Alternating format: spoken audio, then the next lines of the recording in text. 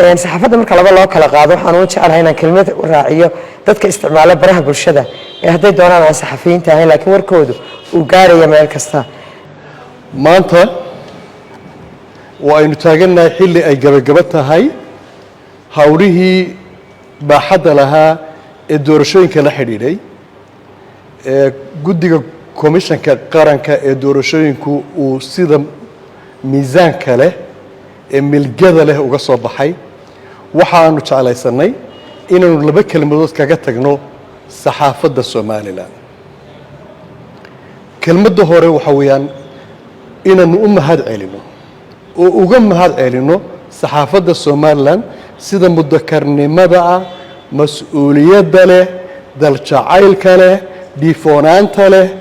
ismaqalka leh ee ay u guteen waajibaadkii ka saarnaa geedi socodka doorashooyinka intii doorashooyinku socdeen saxaafadda Soomaaliland waxay muujisay qaangaadhnimo ay ku suntaneyd awalba laakiin malaha mararka qaar in yar xagal daacooyin ay kaga yimaadeen waxay muujiyeen inay ku soo noqon karaan sidoodii waxay muujiyeen inay ka sarreyn karaan oo ay ku tilmaanaan karaan saxaafad ku suntan aqoon xirfadnimo dadaal wadaniyad oo ay kaga dayan karaan jiilalka soo socda runtii midkaas aad baan u jeclaysanay aad baa cid walba oo dheehanaysay ay u jeclaysatay cid walba oo doorashooyinka ku lug lahaydna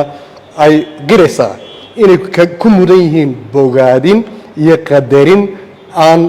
xad lahayn oo la soo koobi karin taasi waa taa waxaanu kaloo si gaar ugu mahadnaqaynaa marmarka qaar waxa kuu soo hilaaban kara xog silan dhalintii ay ku dhacday xog arrintaasi ee xogtaasi lan baahiyey ama se xog qaldan oo ujeeddo leh oo cid ujeeddo ka leedahay oo aan tii saxda ahayn inta loogu yeedhay baahiyey ama mid aanay hubin soo qaatay oo baahiyey intaba markaan ula hadalay ama cid nagala xidhiidhay runtii si milgale oo wanaagsan oo sharaf leh oo karaamo leh bay noo soo dhoweeyeen wixii aanu u tilmaannay ama aanu isla eegnayna ay markiiba u qaateen waa qadarin halkii u sarraysay waxayna muujisay inay iyaga laftoodu ay waxa aanay kas iyo muraad aanay u samaynin saxaafaddana waanu u mahadnaqaynaa waxaanu u mahad celinaynaa waanu halkan ka sheegaynaa oon ummaddu aanay wada ogeyn in dhalinyaro aqoonyahana oo tiro ah 6-7 in ay u fadhiyeen intaa doorashooyinku socdeen oo dhan oo ay tilmaamayeen sida saxaafaddu ula dhaqantay xisbiyada sida ula dhaqanto ururada sida ula dhaqanto dalka sida ula dhaqanto baahinta sida ula dhaqanto runta iyo beenta oo runtii warbixinaha ay soo saareen ay warbixino daqiiq ah oo aan cunfi ku fadhiyin se tilmaamayay meesha u baahan in la gufeeyo meesha u baahan in wax laga qabto meesha u baahan in la dhiirigeliyo taasi runtii waxay na siisay fursado aanan heli karneen haddana dhalinyaradaasi aanay shaqaynin guddigan iyo dhalinyaradaasi waxay ku shaqeeyeen xafiiska nimid ama Netherlands Institute of Multi-Party Democracy oo aanu halkan mahad ku xigta aanu uga jeedinayno runtiina aanu leenahay waa ku mahadsantihiin sidii aad noo martigeliseen waa ku mahadsantihiin qalabkii iyo dhiirgelintii aad nagula shaqayseen waa ku mahadsantihiin wakhtigaana siiseen intaa markaan ka soo gudbo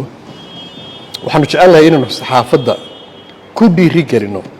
in tallaabada haddeeray qaadeen ay tahay tii saxda ahayd ee ayna ka soo noqon qofku hadduu gaaro meel sare hoos isma soo celiyo waxaan leeyahay ilaahay idinma soo celiye idinkuna hayse soo celinina halkaa aa gaadheen ee wadaniyadda leh ee dareenka leh ee wanaagga leh ee bulsho isku haynta leh halkiina ku haya saxaafaddu halkaa way uga sii tallaabsataa way uga sii gudubtaa in ay noqoto ka tilmaama meelaha bulshadu ay ka xagal daacayso oo dhan hadda doorashada ka soo baxnay laakiin nolosha qaybaheeda oo dhan baa u baahan inaynu toosino dib u toosino sibay nooga dheelisan tahay in dib loo soo toosiyaa loo baahan meesha kaliya la isugu yimaado bulshadoo dhammi indhaha ku haysa waa saxaafadda hadday social media tahay iyo hadday traditional media tahay saxaafadda soo jireenka hadday tahay iyo saxaafadda maxaa la yidhaha bulshada labadaba hadday tahayba meesha indhaha lagu hayo halkaa wey saxaafaddeenu ha u soo jeesato daldhiska ha u soo jeesato daddhiska ha u soo jeesato garaadhiska dadka aqoontooda siday kobcin lahaayeen ee isugu xidhi lahaayeen xagga ha u soo jeestaan taa waxa qodob ka mida oo ay ku samayn karaan waxa weeye iyadoo oo saxaafaddu ay joojiso magacyadan badan ee kala qoqobay saxaafadda ee qabyaaladda ah beel hebel baa halkan taagan suldaankii beel hebel baa halkan ka doobiyaya mid kale halkan ka qayliyaya jibsin hebel baa cabanaysa tanaa u jawaabaysa tan wax aan la baahin oo aan sharciguba aanu banaynin meelnaba ayaynu baahinaa marmarka qaar nin qofku u hanjabaya beel u hanjabaysa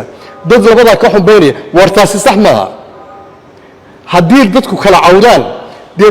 waxaynu leenahay mechanisms aan ku kala baxno waxaynu leenahay hay-adooy noo qaabilsanin cadaaladda sugaan iyo garsoorka war dhulka ha lagu kala baxo laakiin halkan ka hanjabaya qof baan qoorta ka goynaya iyo qof baan dilaya iyo heblan baan ku yaacaya iyo wallahi haddaan sharciga jabin waayo iyo wallahi haddaan calanka hoos u dhigi waayo iyo haddaan kabiruga qaadan waayo war waxaasoo dhan ma hadee wax qof binaadam qofka hadday ka soo baxday dee adigu iskaga tago ha baahinin qodobka arrintaasaan doonaynaa inaynu hoosta aada ugu xariiqno waxaan leenahay saxaafadeey fursaddaa maanta ka faa'iidaysta qaangaadhnimadiinaa haysta xejista aqoon-yahanimadiinaa haysta hogaamintiinaa haysta dadkiina iyo dalkiinana sidaa ugu shaqeeya wixii haddar laga bilaabo horta inaan leeyahay intaa xasan yidhi maadaama xubinuun aan ka hay guddiga ayaan ku raacsanahay oo aan xoojinaya oo sii xoojinaya markaa waxaan kusii ladhayaa 20 bayd oo maansada ah oo intaasi afkii tiraabtay hayde afka tixda ayaan kula hadlayaa waxay la yidhaahdaa taytalkeeda iyo magaceeda guul baa la yidhaha guushaa waxaan dusha ka saarayaa oo aan u gartay guddiga doorashooyinka ee guddiyada kala duwaniba ay la shaqaynaya hogaaminaya ee ka midho dhaliyay arrintani waxay tidhi ina weydba waa taanan gelin geerka maansada ma garhoodhin wowgiyo ga'daan goondhabayn jiray maantana god baa ii baxoo weer yar baan gelinne ninka gorof ka soomaali jiray geela wuu dhiqiye ninka cawska looda u guraa giiro wuu garanne nin hanuur ka soo goosan jiray beerta wuu garanne nin ganacsi soo toobin jiray maalka wuu garanne nin siyaasad geedka u tagaa maamulku garanne gar adkaatay xaajiyo wargodan iyo gorfaynteeda guddi howlkaraa loo dira oo giija xaajada ah wax gadaa ka dhigan oo hadeer guusha nagu soore ama gebi dadkii wada gartoo gacanta loo taagay waa guddiga doorashooyinka hawshaasi loo diree gudanayay eegay gebigood ducaa loo gartoo guudka loo sodee gar adkaatay xaajiye garsoor hawl la garanayo inay guul ka soo hoynayeen sow la garan maayo nin gamay iyo ninkii gallamee gama addayn waaye gooha dami waaye waxaan garan inaan gebiba guulaysanee sow hal garan maaha intaa assalaamu calaykum waraxmatullaahi wabarakaatuhu kelmadda maanta waa mahadnaquun maadaama ay hawshii si wanaagsan oo qurux badan inoogu soo dhammaatay awalan shay waxaan u mahad celinayaa guddida doorashooyinka qaranka sidoo kale waxaan u mahad celinayaa hay-adda nimid waxaan u mahad celinayaa guddida korjoogtaynta ama guddida anshaxa saxaafadda oo run ahaantii ah guddi aad iyo aad u qiimo badan oo isugu jira dhalinyaro iyo khabiiro rugcadaaya aad iyo aad baan ugu mahad celinaya 7 xubnood ee guddiga waxaan kaloo u mahadnaqayaa oo mahadnaq ballaaran u jeedinayaa saxaafadda Somaliland dhalinyarada saxaafadda qaybaha kala duwan ee saxaafadda hadday tahay saxaafaddii soo jireenka ahayd ee traditionalka ahayd iyo hadday tahay baraha bulshada weliba doorashadan intii ay socotay iyo intii qabanqaabadeeda lagu jiray iyo intii dhawaaqideeda iyo hawlaheeda lagu jiray waxaan aad iyo aad ugu mahad celinayaa saxaafadda institutionska ah dhalinyarada kala duwan ee ka howlgasha oo aad iyo aad sanadkan u muujiyey taxadir fara badan iyo run ahaantii bisayl fara badan oo aad iyo aad u qiimo badan aad iyo aad baad u mahadsantihiin baan leeyahay waan idin hambalyeynaya كجودي أهان هذا الكيد واحد مية حسن iyo xaddi oo gabay ku soo gudbiyay anigana kelmadaas u baan raacinaya waanada saxaafaddu wallahi ruuxantii aad iyo aad bay u dadaaleen waqtiyadii ugu adkeeyay doorashada intii aan lagu dhawaaqin iyo intii ay doorashadu socotayba wax la halka ka sii wada dadaalkiina saxaafadda marka laba loo kala qaado waxaan u jecelahay inaan kelmad u raaciyo dadka isticmaala baraha bulshada ee hadday doonaan aan saxafiyiinta ahayn laakiin warkoodu uu gaaraya meel kasta ruuxantii dadkeena waxa aad u kala qaybiyay intii ay aad u bilaabantay baraha bulshada waxyaabaha la baahiyo aad bay bulshada saameyn ugu yeeshaan marka dhinaca xun loo isticmaalo marka waxaan u soo jeedin lahaa bulshada Soomaalida oo dhan ama bulshada reer Somaliland gaar ahaan in qofkii wax wanaagsan baahinaya uun dee ay like-ta iyo share-ka iyo views-ka ugu roonaadaan oo wax Ilaahay loogu dhawaanayo oo aan dambi ka soo gaarin ay daawadaan laakiin qof dadka kala qaybinaya oo dadkii qabiil u kala sheegaya oo ummaddiis ka hor keenaya marka la dhiiri gelinayo taasi dhibka ay keentay in badan baynu aragnay dhibaatooyin badan bay ayay Soomaalida oo dhanba ku haysaa iyo dadkan daawanaya dee afka uu ku hadlo uu ku baahinayo marka waxay ila tahay dhibaatada ugu weyn ee ummadda kala qaybisay waa baraha bulshadana qofkii xumaan ku baahinaya bulshada ayay tahay iyo dhalinyarada warka dhexdhexaad ka hagaagsan baahinaysa dee iyay tahay inay ka wanaagsan ay raacaan taana bulshada u soo jeedinaya dhalinyarada waxaan u soo jeedinaya ugu dambeyntii maadaama ay doorashadii dhamaatay inaanay kala qaybintii waliba qolada baraha bulshada isticmaashaan wali ka sii hadlaya inaanay halkii ka bilaabin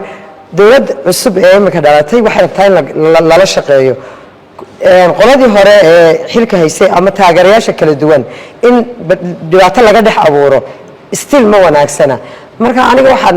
oon kelmadeeda ku soo koobaya in aan maadaama ay doorashadii si wanaagsan oo qurux badan noogu dhamaatay in aan xaalad laga sii dhex abuurin ee wanaaga iyo wadajirka ummadda iyo nabadgelyada iyo amniga laga shaqeeyo ruuxantii aad iyo aad ayaan ugu mahadnaqayaa guddidayadan iyo guddida kale aan ula shaqeynaynay tiimkii dhalinyarada ahaa ee monitorinka iyaguna ka shaqeynayay iyo hay-adda nimid iyo guud ahaan intii gacan naga siisay iyo dhalinyaradii aan ula xidhiidhnay ee aanu toosinta iyo korjoogteynta ku sameynay sida wanaagsan nooga aqbalay iyo intii iyagu isxilqaantayba ugu dambeyntii waxaan mar kale u mahadcelinayaa komishanka doorashooyinka qaranka iyo tiimka warbaahinta qaabilsan oo iyaguna si wanaagsan noola shaqeeyay